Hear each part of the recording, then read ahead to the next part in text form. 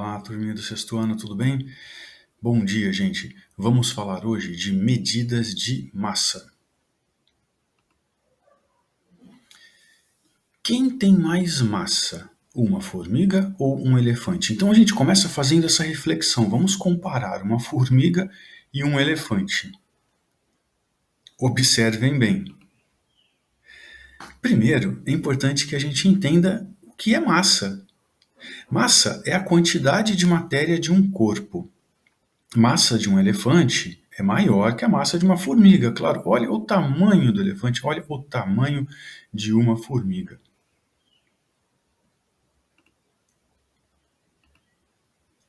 Vamos pensar um pouquinho para seguir o nosso raciocínio aqui.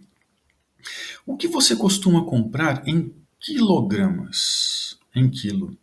E em gramas? A massa do elefante pode ser expressa em gramas ou quilogramas. Então, a gente percebe, pensando um pouquinho sobre isso, que nós usamos a unidade quilograma para representar massas maiores, a unidade grama para representar massas menores. Mas eu posso utilizar as duas para representar a mesma coisa. Acontece que em gramas eu vou obter um número maior. Então vamos vendo isso aos poucos. Bom, qual delas você usaria, né? Você usaria, para representar o elefante, você usaria gramas ou quilogramas? Bom, podemos utilizar as duas. No entanto, a unidade quilogramas é mais adequada, porque ela me ajuda a representar uma massa maior.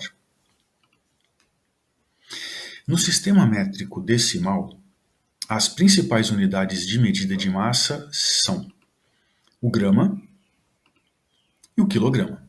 As mais utilizadas, tá bom? Não são as únicas, mas são as mais utilizadas, o grama e o quilograma. Olha só, 1 quilograma é igual a 1000 gramas.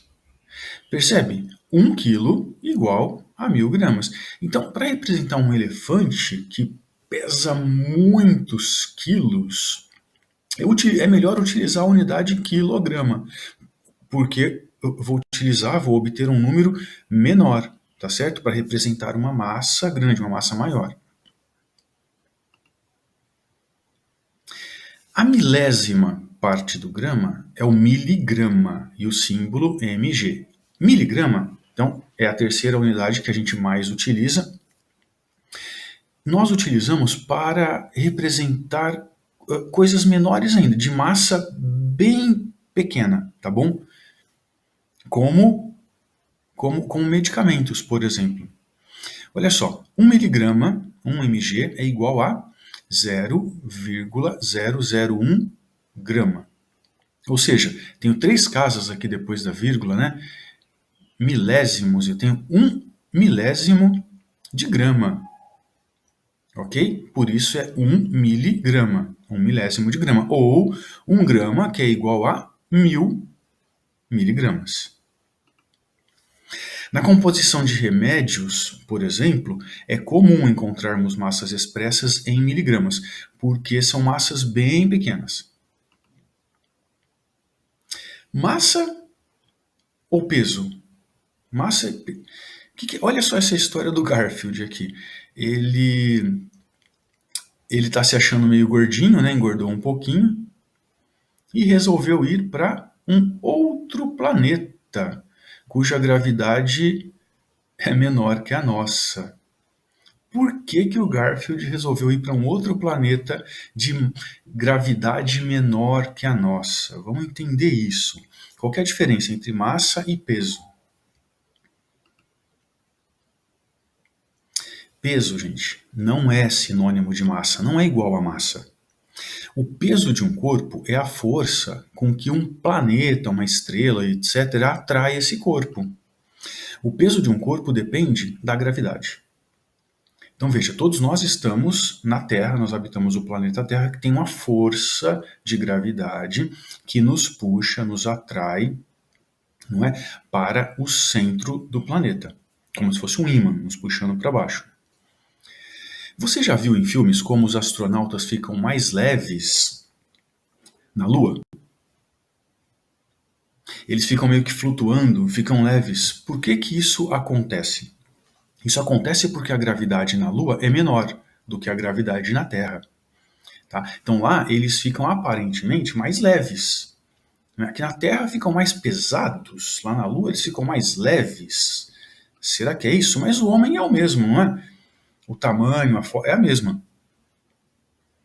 Bom, por consequência, o peso dos astronautas na Lua é menor do que na Terra. No entanto, a massa, que é a quantidade de matéria do astronauta, é a mesma em qualquer lugar. O astronauta é o mesmo aqui e na Lua. Como vivemos todos na Terra, ou seja, estamos todos sujeitos à mesma gravidade, é comum usar a palavra peso em vez de massa. Não é? Meu peso é de 54 quilos, mas o correto é usarmos minha massa é de 54 quilos. Então a massa do astronauta é a mesma aqui na Terra e lá na Lua. Mas o peso dele varia por quê? Por causa da gravidade. Aqui há uma gravidade maior e na Lua uma gravidade menor.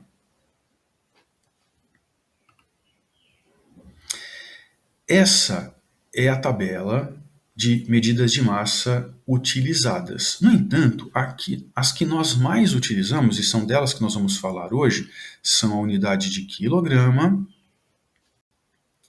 kg, quilograma, unidade grama e unidade miligrama, tá certo? Vamos falar dessas três unidades, são as mais importantes. O quilo para representar massas maiores, o grama e o miligrama para representar unidades bem pequenas, bem menores, tá? No entanto, existem algumas outras unidades também bastante utilizadas para representar cargas, representar coisas muito grandes, muito maiores. A tonelada, por exemplo, a tonelada é utilizada para registrar massas grandes, muito grandes, como a carga de um caminhão ou um navio. Uma tonelada é igual a 1.000 quilos. Então, 1.000 quilos eu represento uma tonelada, tá certo? Facilita a representação, né? Ainda podemos citar duas unidades que não são do sistema métrico decimal, mas também aparecem com frequência, principalmente nas atividades agropecuárias. A saca e a arroba. Essa arroba? Não, não é essa arroba. Essa arroba. A arroba ela está mais associada à, à compra e venda de gado. Então, a saca ela é igual a 60 quilos e a arroba igual a 15 quilos. A saca aparece no comércio de grandes quantidades de grãos, como a soja, o feijão e o milho. E a carne bovina é vendida no atacado por arroba. Uma arroba é igual a 15 quilos. Uma saca é igual a 60 quilos. Tá? Então isso é muito utilizado no comércio desses produtos. As variações dos preços de produtos agropecuários costumam ser divulgadas em jornais em tabelas como essa daqui. Ó. Então nós temos aqui a soja e o milho, o valor mínimo, o valor máximo, em sacas. Isso aqui é o preço da saca, de 60 quilos. E o boi gordo à vista, ó, R$ 149. Esse aqui é o preço da arroba. É o preço em reais por arroba, tá certo?